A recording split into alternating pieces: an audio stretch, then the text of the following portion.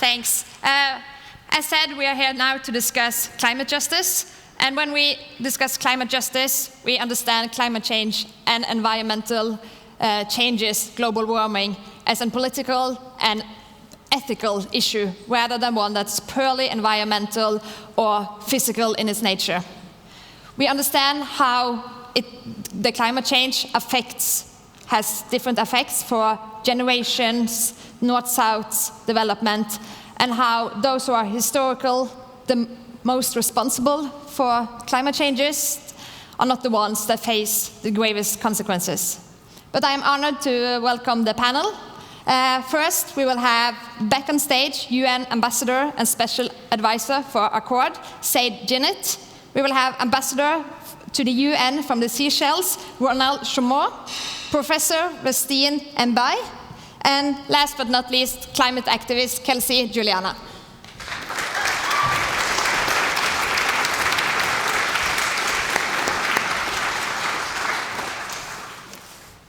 Thank you all so much for being here, and you also had a great speech before. I think we can start by asking you guys how you understand climate change and what it means to you guys. So maybe we can start by you, Kelsey, and we can go up. Thank you. Thank you for having me here in Oslo. I understand climate change as a 23-year-old daughter, an older sister, and someone who's been involved in this issue since I was 10 years old, as an issue that very much extends the duration of my life, and hopefully not my children's life. So we talk a lot at this conference about young people taking action, young people taking on the burden of this issue. And I'm grateful that so many older generations can reflect on the injustice of just the fact that this is an existential crisis that all young people are having to confront, or will soon very shortly be confronting. And that is fundamentally disturbing. And so climate change is the forefront of my life because it threatens the very existence of my life and the existence of a future for all generations to come. Thank you. And Vertistine, you're also the board member of Green Belt Movement, the organization of the Nobel Peace Prize winner, Mbaya. So how are you working also with climate justice? Well, thank you very much for the invitation.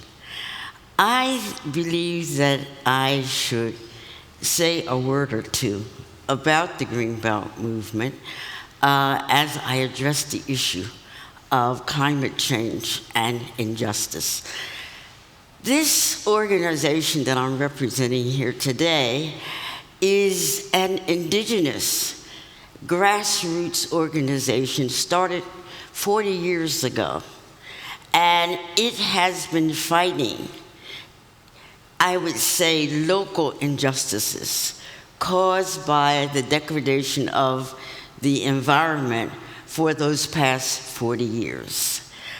It is an example of the need for us to think globally, but think of how to act locally.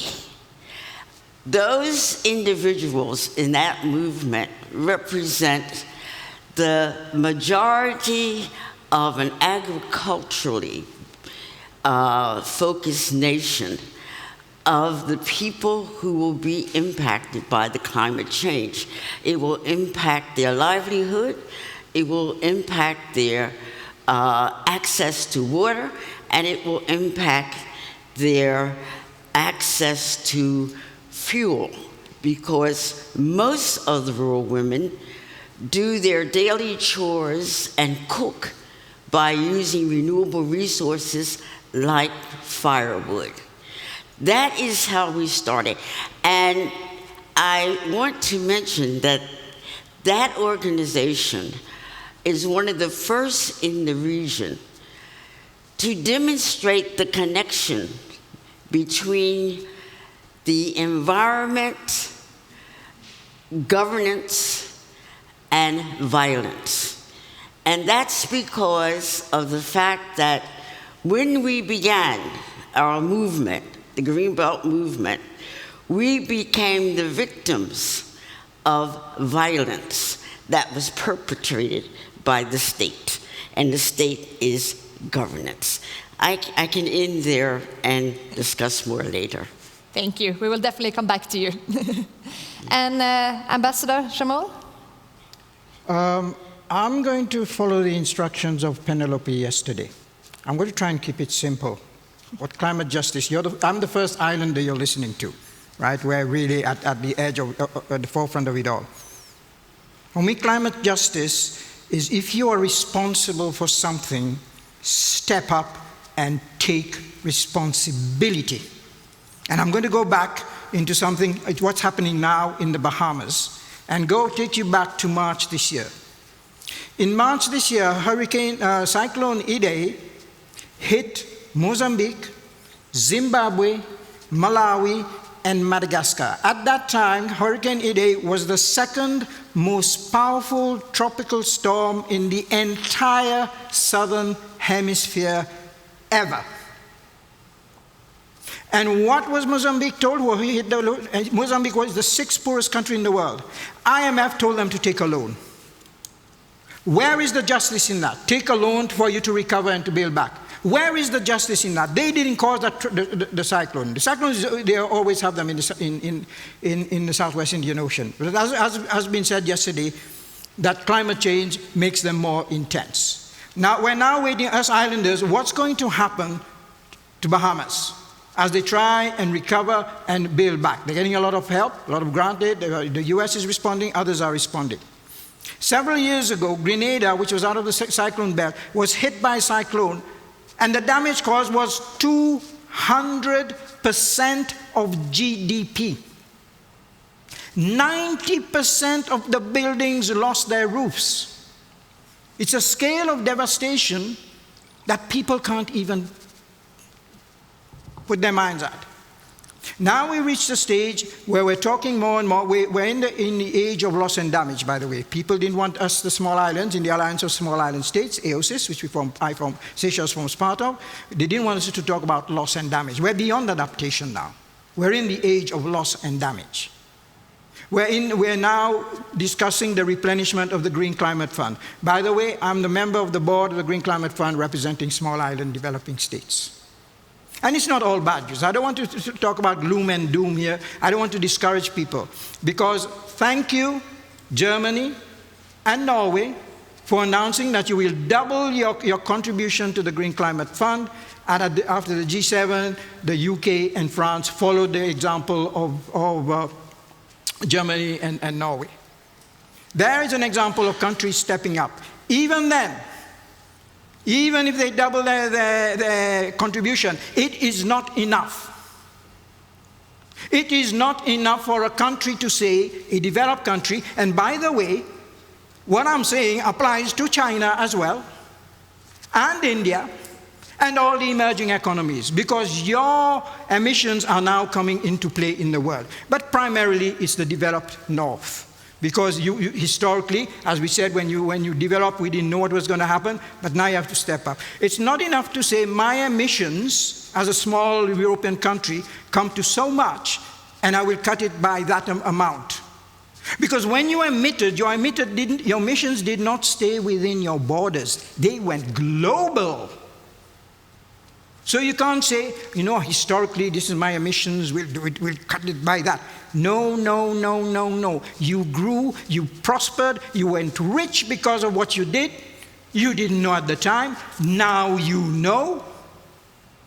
So if you do not step up to take your responsibility under climate justice, don't you dare come to my country in Seychelles and talk to us about human rights and about accountability and about governance. You have lost the moral right to preach to me if you do not do what is necessary to help us. And it's not about saving the islands. You save the islands, you save everybody. We are the bottom line.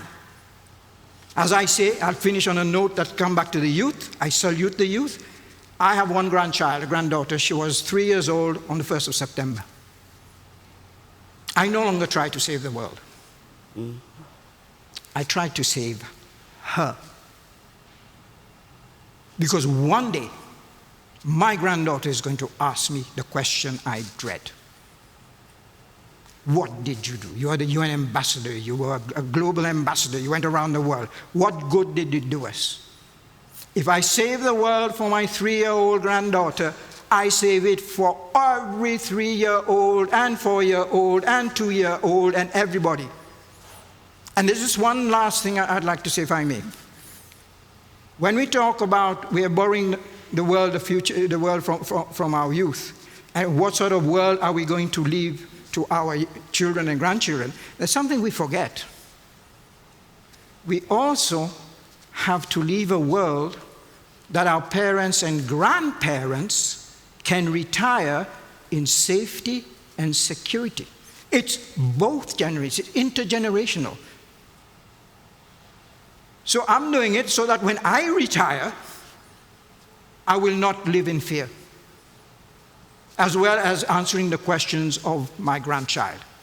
So for me, climate justice, anybody, if you're responsible for something, it's not just in climate, step up and take your responsibility. And the young people in this room, continue holding people to accountability.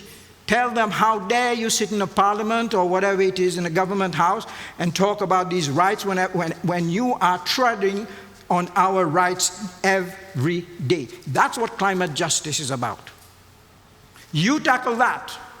You tackle climate, and you're on the way to tackling every associated. For example, for me, I no longer talk of it as a climate discussion, it's a development discussion. The SDGs are all part of the same thing. In fact, climate is one of the SDGs of 17.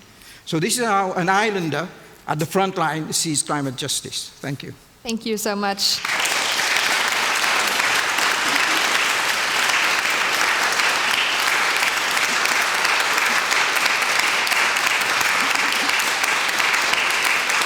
Thanks. And Ambassador Djinnit, you already told us a lot. Do you want also to comment on their perspective on climate justice?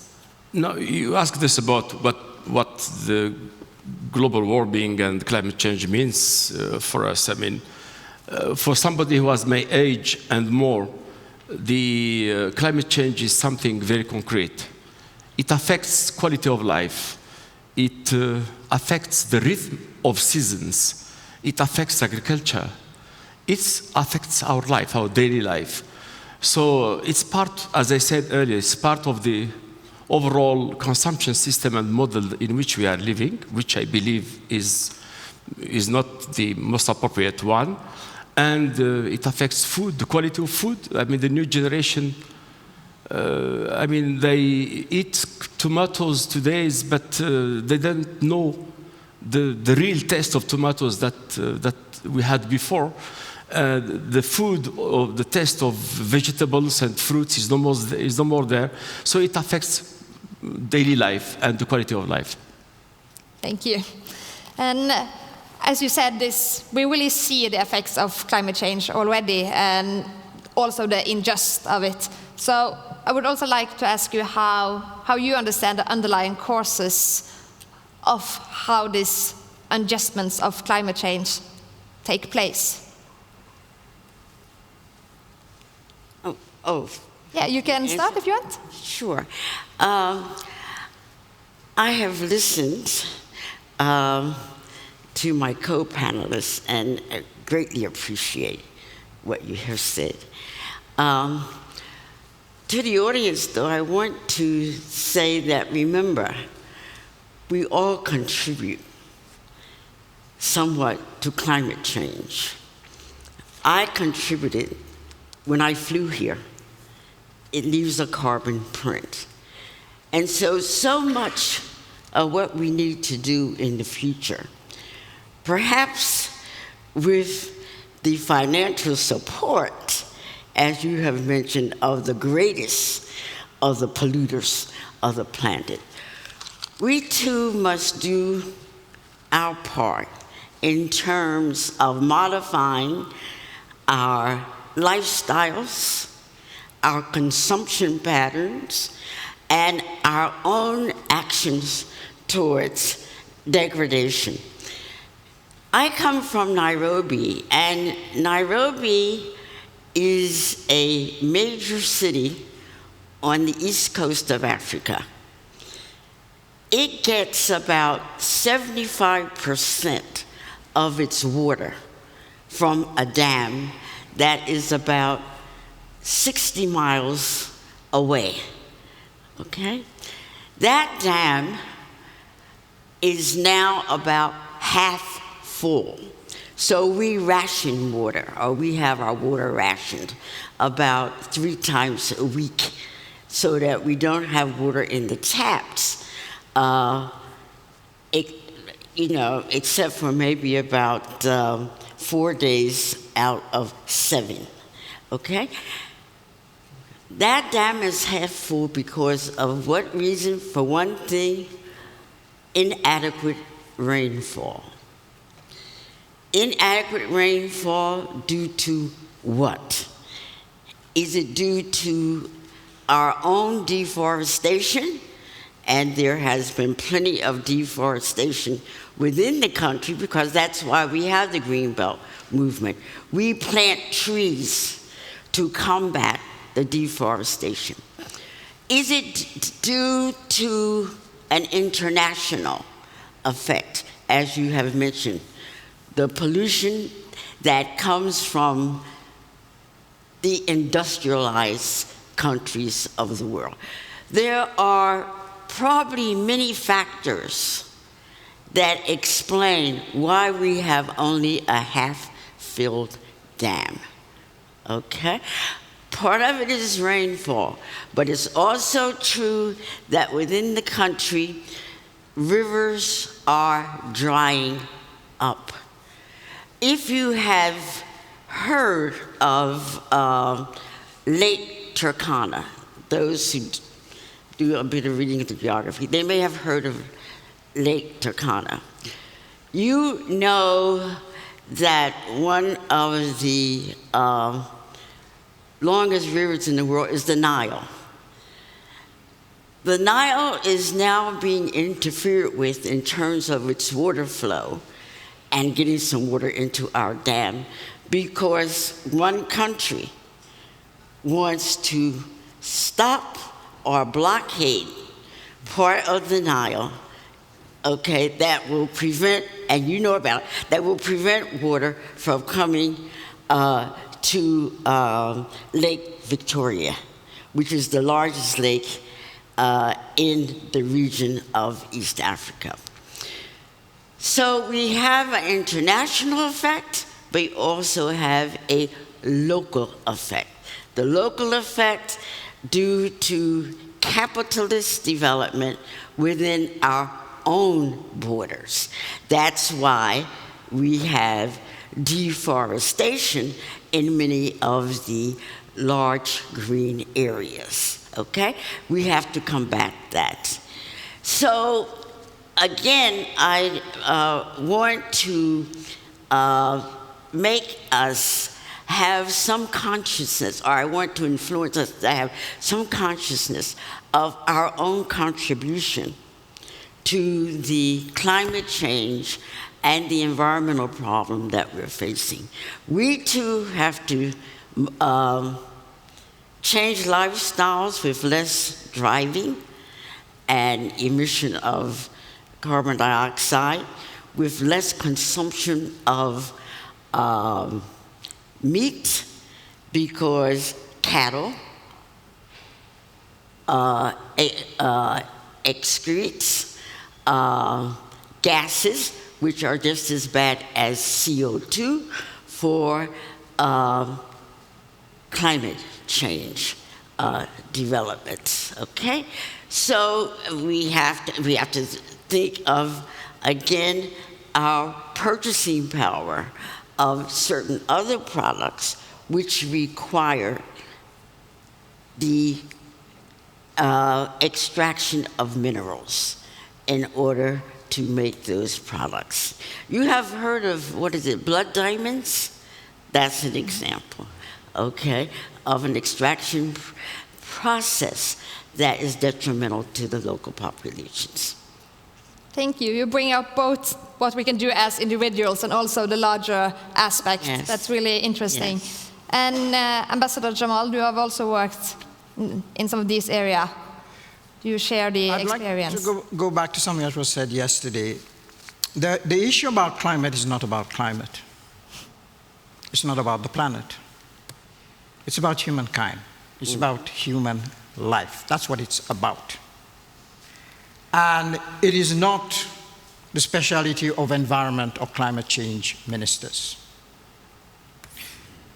The Sustainable Development Goals will fail if we do not tackle climate change. And we will not be able to win the war against climate change if we do not mainstream it into every single sustainable development goal. You have to have smart agriculture, fisheries, etc. Meaning every farmer on earth, every fisherman, every housewife, every child, every academic, everybody has to be, they don't have to move into the field of climate and say it's for experts. Within, and you mentioned the word consumption. Right. Within whatever sphere you are, you have to do it in the term is a greener way, a more responsible, a more sustainable way. That way, each one of us contributes in one way or another. For example, one of the things we find islands doing, despite not being responsible and being the least responsible for climate change, we are amongst the most ambitious in our NDCs. We are amongst the most ambitious in our renewable energy targets. It's not a question of saying, pointing the finger. Yes, if you're responsible, you take the lead, but it's not only your responsibility.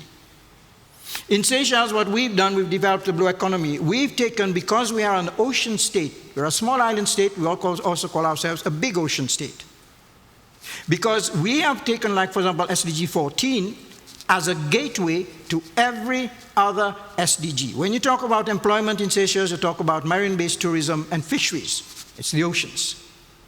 And by having a more responsible use of the oceans, by having more sustainable fisheries, you strengthen the resilience of the ocean as a carbon sink for it to tackle ocean acidification, deoxygenation, and warming climate. You can see the links. So sometimes when we focus it as a climate issue, we unintentionally push away people who may not be necessarily interested in the science of it. But it's about the way of life. It's the way we live. It's the choices we make. When we decide not to take a car, I'm not talking here about hybrid or any vehicle, and we decide to walk, it helps with the environment, it helps with climate change, it's also healthy. It helps with your own health, it helps with your blood pressure or whatever it is you may have. And this is the way we must think, in a more holistic way. So that way, people in Congress won't be able to say, now, you know, I'm not a climate scientist. It's not about being a climate scientist. It is about the choices you make every day in the way you live, from the moment you wake up. It is about the richest people in the world, and it's about the poorest people in the world. The difference is they don't have the resources, they need the help, they need the resources, they need the science, they need the technology. It's everybody's responsibility. I have pictures of on my phone of my little granddaughter helping clean up beaches in Seychelles, pulling along a sack of rubbish that's bigger than her. We're teaching her, you have a role. As long as you have the strength to pull it, and everybody says, oh, how sweet. Okay, we're going to make climate change look sweet now. That's the way to, how cute. It works. If that's what we need to do, fine. There are so many ways to do this. And as Penelope said, we sometimes make it more complicated than it actually is. Some of the processes we need are complicated when you come into financing and that sort of thing. But standing up and taking responsibility, what's complicated about that? Good question. Maybe we should follow that up. So why?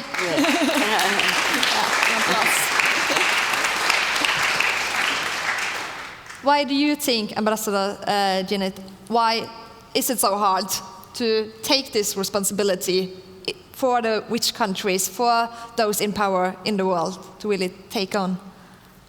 I think the Nobel Prize laureate earlier has made her statement focused essentially on those responsible for resistance to adjusting to climate change, is essentially the most powerful industrial companies that have vested interest in using oil and gas and other industries that are highly polluting and contributing to global warming.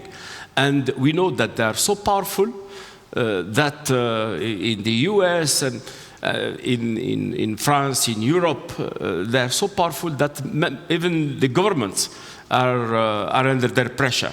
So that's the biggest challenge, and I think this morning our sister has given us a challenge to denounce the role and contribution of these companies to the global warming. But I think also the governments should be more accountable. She spoke also of accountability, and unfortunately, the governments of in the US and Europe are subjected to pressure by this vested group of interest, especially companies. So it's the vicious circle. And global injustice, climate injustice for us in Africa means, how can you expect the continent to develop? There is a requirement for development in Africa, but at the same time, it is now expected to observe global the conditions for climate change. It's difficult to manage both of them. At the same time, the global warming has a severe impact on Africa and brings about instability and insecurity, which in turn affects the development. So it's a vicious circle in Africa. There is a problem in the developed world between the governments. There is a game between the governments and the companies. Meanwhile, the victims are in the global south, essentially in Africa. So this is the dilemma. And then how Africa finds itself in it. It's the problem from an African perspective. Thank you. Also, you, Kelsey, you have sort of taken another way to work with the climate issue by going to the courts against the US. Would you mind tell why you did that and which effects?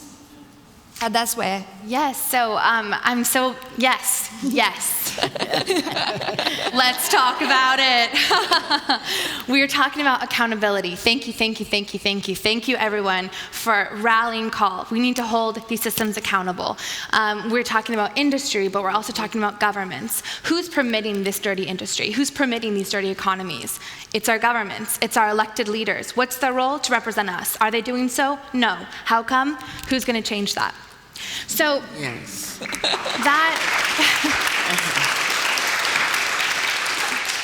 So absolutely, and I come from the United States, and I'm very disappointed to say that our role in the global context has been a very dirty history. We are 4.4% of the world's population. You drew out numbers in terms of population and emissions, and we are 25% of the global emissions.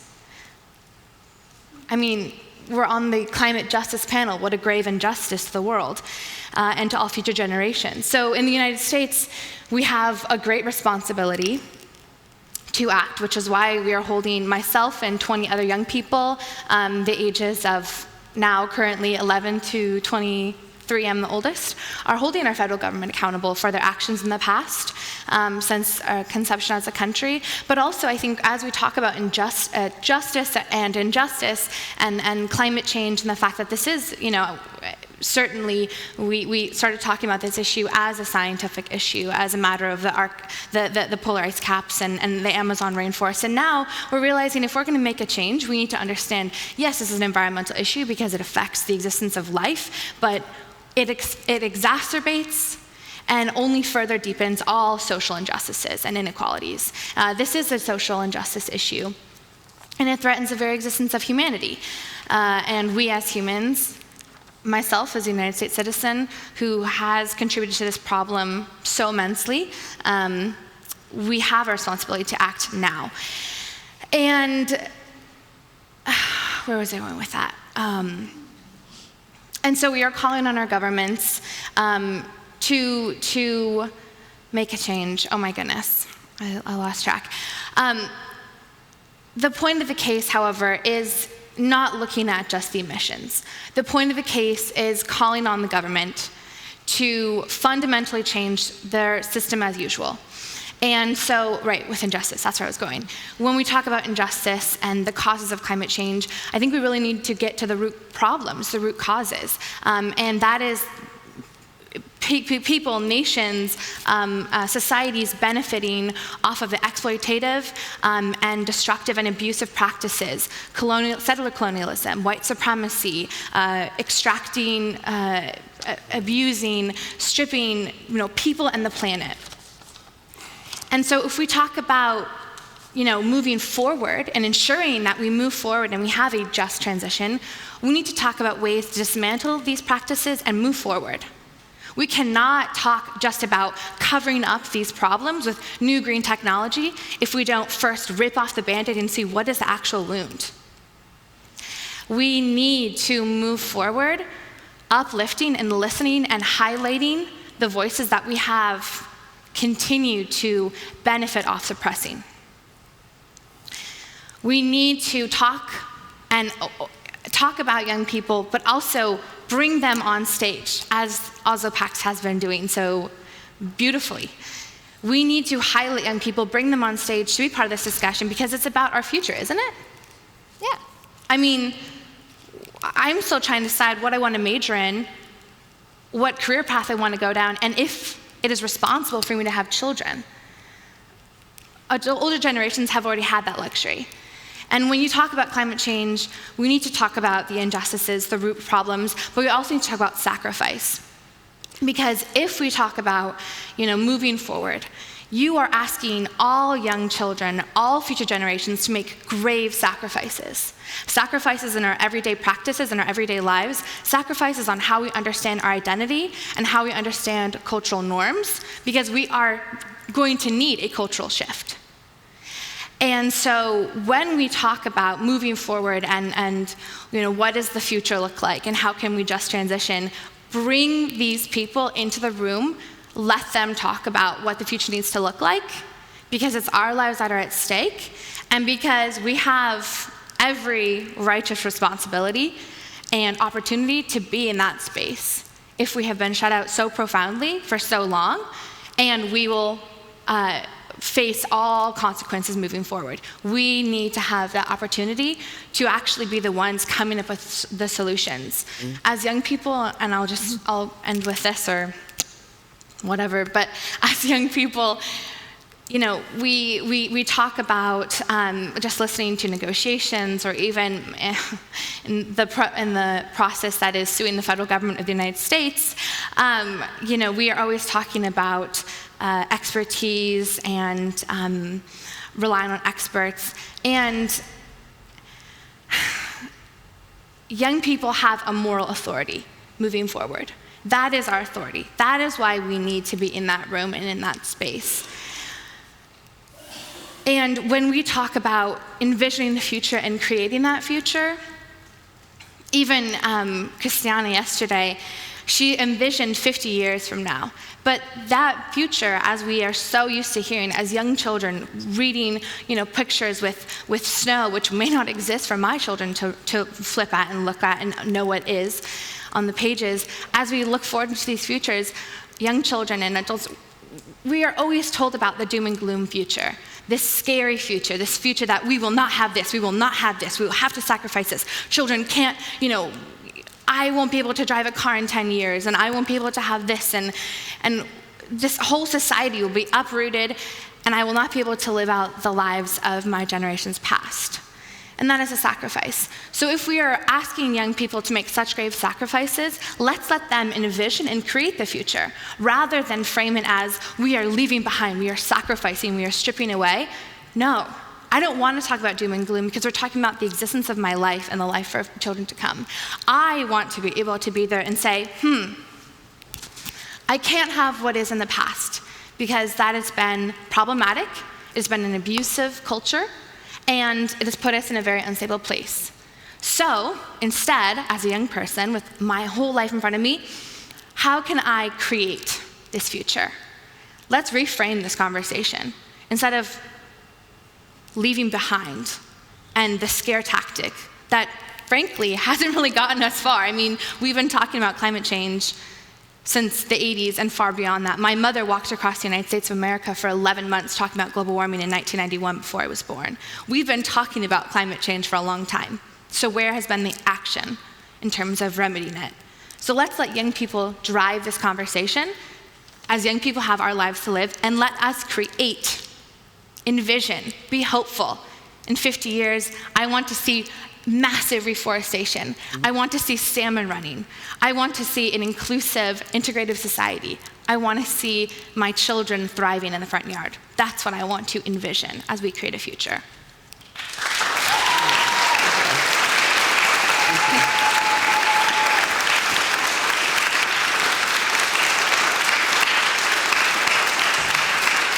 Thank you.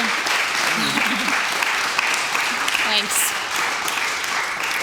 Thank you so much. And I think a lot of the young people here really can have experienced what you are talking about, how it always seemed like we have to sacrifice so much in order to achieve climate justice, but instead we can also have a lot and gain a lot from it, like more spare time, clean air to breathe in, and spend time in actually beautiful nature. And sometimes I feel like what we actually gain to take this climate seriously is lost in the debate. It's a lot about focusing on what we have to sacrifice. How do you, for example, experience this? Or is this also debates at the UN level and at these international conferences as well? I didn't understand the question. How we often frame climate issues as something that we have to sacrifice, if it's money or wealth, instead of what we can actually gain also by achieving a good climate and taking the climate changes seriously. Yeah, of course. I mean, I'm not aware of any debate on this at the UN. I have not been following this specific issue, as I have been very much involved with the peace and security. But clearly, I mean, the issue is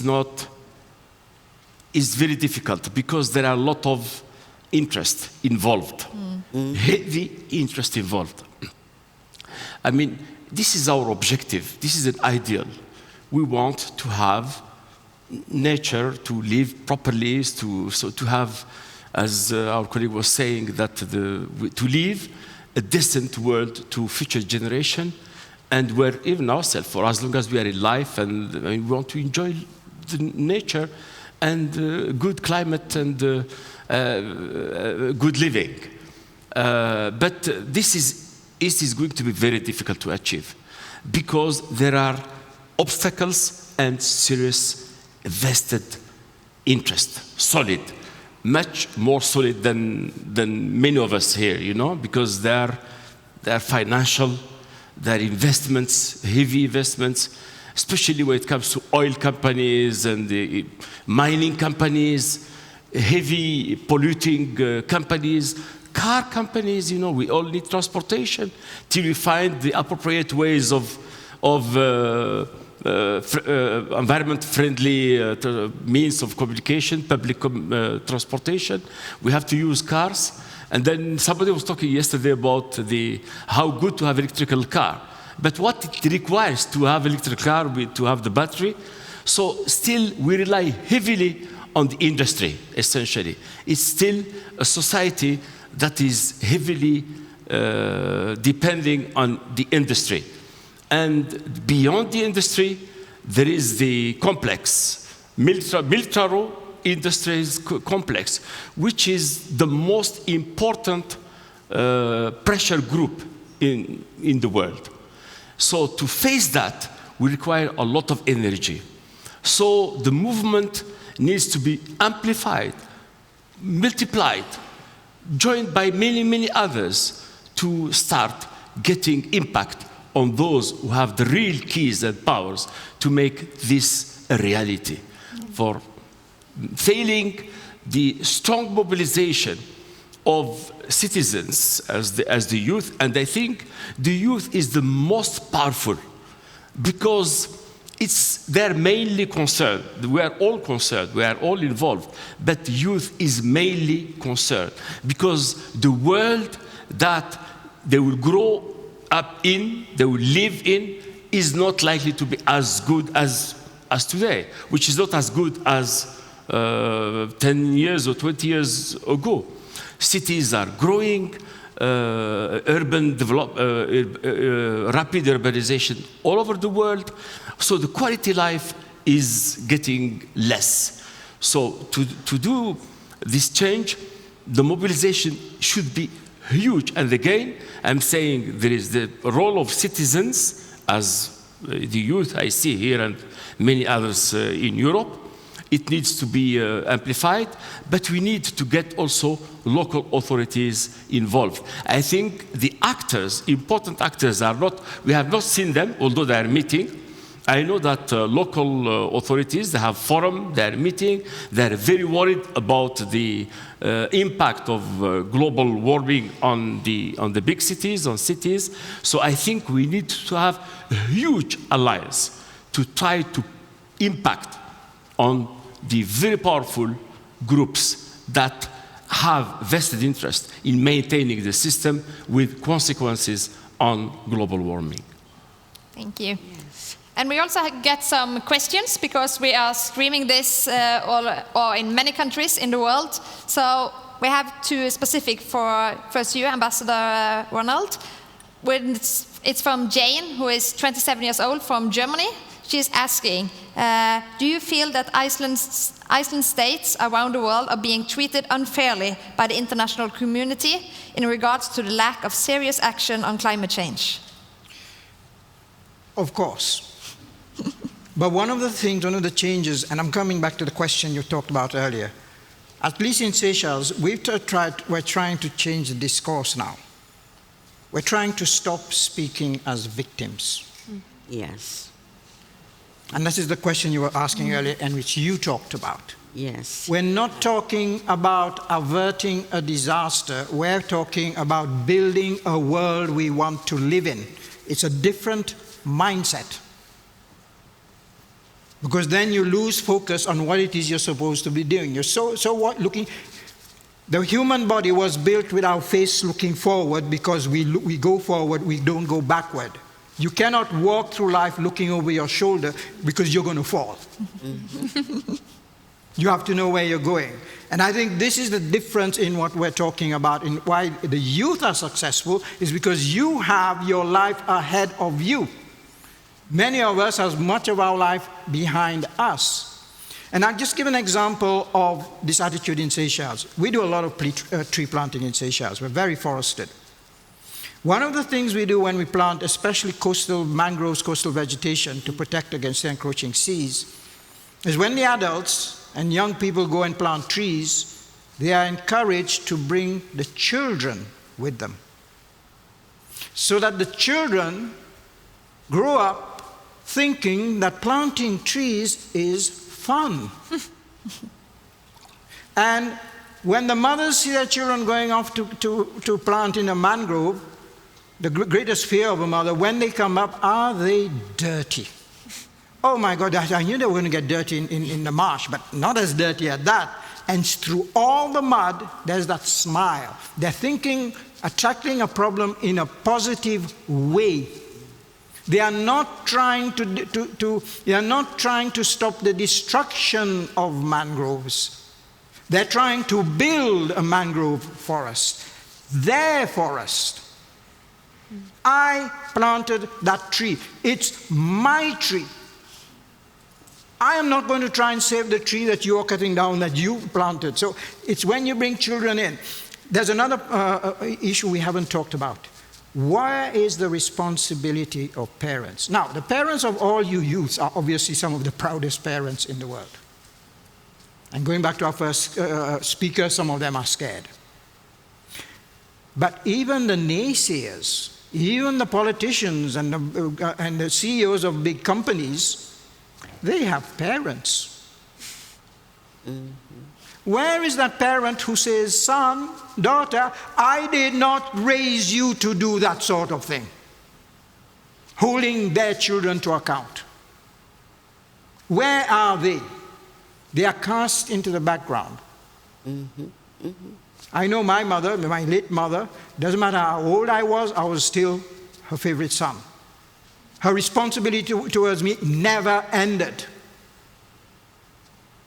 So when we do planting, we do it as a family issue. Planting trees is fun. In Seychelles, we've gone so far that each mangrove tree that's planted is given a GPS coordinate. Doesn't matter how, if there's a forest, you can find your tree tomorrow. That's yours. You are building. Rather than preventing destruction, which is sometimes a different issue, it's a more positive approach to it. And you invite people along on the journey. As I say, the human body is built to go this way, not that way. Then that's a disaster if you walk backwards. So yes, the islands are not being given the attention they deserve, but we're changing the tactic by not speaking as a victim now into shaming people. Instead of saying, oh, I'm a small little islander, I say, oh, by the way, come and see what I'm doing. And they say, oh my God, we're such a small, as I say, one of my sayings when I talk internationally is, from small islands come big ideas. And they say, where did you think about that? And then we say, you should be ashamed to ask me that question. With all the resources you have, all the science you have, all the money you have, all the technology you have, you come and ask me that? And this is one of the things that Seychelles is now a leader in innovative finance. We launched the world's first blue bonds for sustainable fisheries, together with the World Bank and the GEF, the Global Environment Facility. It's islands that ideas came from small states. And people said to the World Bank, Seychelles is a high-income country. How come you're about poverty, you're helping Seychelles? He said, because that's where the ideas are coming from. They're charting the way forward for countries that are poor. To say, if you manage to reach that stage, there is life after graduation into high-income status when you lose all your concessional funding. It's a more positive message. Because if you're always negative, and that's about friendship, if you're always negative with your friends, at first your friends are sympathetic, they meet you again, you complain, they meet you again. After a while, they see you coming, they cross the road. They say, oh, look, I can't take it right now. My plate is full today. I can't take that negativity right now. In our case, when we walk into a room, they say, oh, here come the islands. Let's see, they're going to surprise us now. Right. And then you have a better reception. If they know your argument is going to be negative before you walk into the room, you've lost the argument before you arrive. It's finding new ways. It's about creativity and positivity. And maybe for us islanders, we live in such beautiful places. And I want my granddaughter to grow up thinking, look around her and say, this is what I want to live in. Don't think about losing it. Mm-hmm. So what do you have to do to make sure that you live in this tomorrow or the week after and when you're a grown-up? And I'll finish with one of my favorite lines. Despite what the islands are going through, Bahamas, we're seeing it now, it's been in the past, other islands will be hit. One of the best definitions of resilience is the smile on the face of an islander. Thank you. And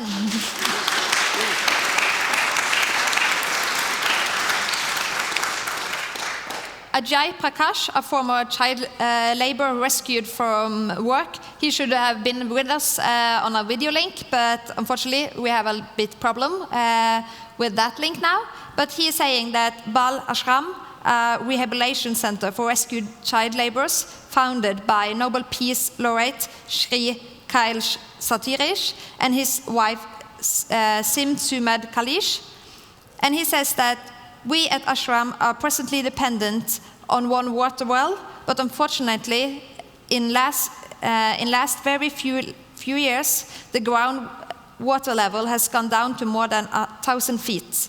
It is almost in a dried position. It is a threat for survival in that area, which we children have been taken very seriously. We children at Bal Ashram are planting more than 5,000 sapling annually with the help of youths and community. He used to work outside in the sun at 45 to minus 47 Celsius degrees when he was a child laborer, and millions of my brothers and sisters like me are still forced to work in that hot temperature. We are forced to breathe in polluted air, and my father somehow managed to earn $10 to $15 a week. How can we afford a pollution mask of around $5 for all of our siblings? We are forced by this polluted air to develop life-threatening diseases. We are now to change our air, and there is an emergency because of the life of everyone, including children like us, in danger. Our Mother Earth is in danger. So his question for you guys, why collectively can we not come together to save ourselves? I ask your question again. Why can we not collectively come together and save ourselves? And save ourselves? Yeah. Well, I think that we can come together and save ourselves. We're all sitting here right now coming up with solutions to save ourselves. I mentioned something about two things. One of them was the movement for reforestation. We can all plant a tree. I hope that each of you make it a point to plant a tree at least by the end of next week and watch it grow.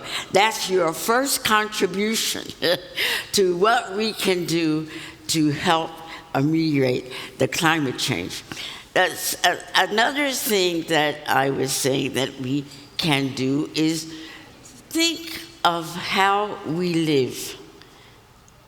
And are we living in a way that we can expect another 7 billion people on the planet to live? We have to think about that. There is a population that is now stretching our resources. Can you help to diminish some of the stress that will occur on our environment when all those billions of people try to live the way you are living now? What can you do to diminish that? That's another way. Another thing is, most of you in this room, you are voting age. You can have an impact on the political and legal system of your country. Thank you. In Kenya, we have 5,000 community groups affiliated to the movement. Each of those 5,000 groups, I would say, have approximately 50 members. Multiply that, and you'll see the number of people who are involved in the movement. You vote. You pick your leaders. You can pick leaders who do not put you on the wrong bus going to nowhere. You can pick leaders who will put you on the right bus that will help to save the planet. We had a scientist, I want to say 1 minute, that Hawkins, remember Hawkins? Hawkins was very pessimistic. Hawkins said, my fellow citizens, let's get ready to travel to outer space. He was not as hopeful as some of us are. He said you should be doing all sorts of research in case you need to leave the planet, because we don't know if we have reached a point. Thank you. And you, the three of you will also have the word. I will also just include one last question that we also have from the audience, from Toril, who is 27 from Oslo. She is asking all of you, completely honest, can we save the planet from ourselves? Which is also interlinked to the one. So if you just now, quite shortly, we can start with you. Try to have a last comment. First, I understand the feeling of that child. But I think we should tell him that we are coming together, to be honest, we are coming together. Governments have been trying over the last years. There are regular meetings, on climate change. And there are important meetings just in September and beyond. And civil society is coming together, youth is coming together. I think we should tell him that we are coming together. And I think that the second question was can we honestly save ourselves? I think we should. Yeah. I think we should. Great.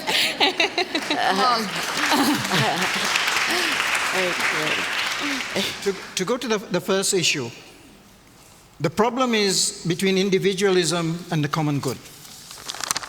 There is more that unites us than divides us, but we allow the few things that divide us to rule. So we have me and us, and there's another way, I talked about this in a working session yesterday, there's us and them, and in the migration issue you see that. There's us and them. And this is where the problem is, getting over that way of looking at our fellow human beings. And one of the reasons the youth are successful is you haven't been jaded by life yet. It's because you have friends. As someone was saying out here, my friends in Uganda and my friends in the Philippines, and they see them as fellow youth facing similar problems. They have more in common with that friend in the Philippines than probably they have with a politician they don't like in their country. On the issue, can we save it? Definitely. The science is there. But as Christiana said, the window is closing. But we have today enough money. We have all the technology and the science we need. We don't have to invent anything new. It exists. It's a question of priorities. We have everything we need to save the world. So definitely we can. Perfect. Kelsey, one last sentence from you. Absolutely, we can. That's what my federal case is about. It's exposing decades worth of what the government knew when, the proposals that they were going to implement, but they didn't. Because why? Because we exist in the system of as usual, and we need to break that for the benefit of us all. And to go back to, what was his name, Aman? From India? Ajay Prakash. A different, okay. To answer his question as well, and just to kind of shout him out and bring him in, my case in the US is just one of so many. There's a case in Norway, there's a case in India and Pakistan, there's a case in the Philippines. There's cases all over the world where young people are banding together and they're calling on the justice branch, the judicial branch, to bring about climate justice. And they're doing so because they cannot vote. They're doing so because they've been pushed out of other means of utilizing their voice. And so yes, whoever asked that question, we can win because we are winning. We can create this future because we are doing so every single day, and because people wholeheartedly believe, and because we're breaking down these systems that have existed that are very toxic and very detrimental to our future. And we're doing so with people who have been pushed out, bringing them into the room, empowering them, and we're the ones who are creating this future. Thank you, and thank you all.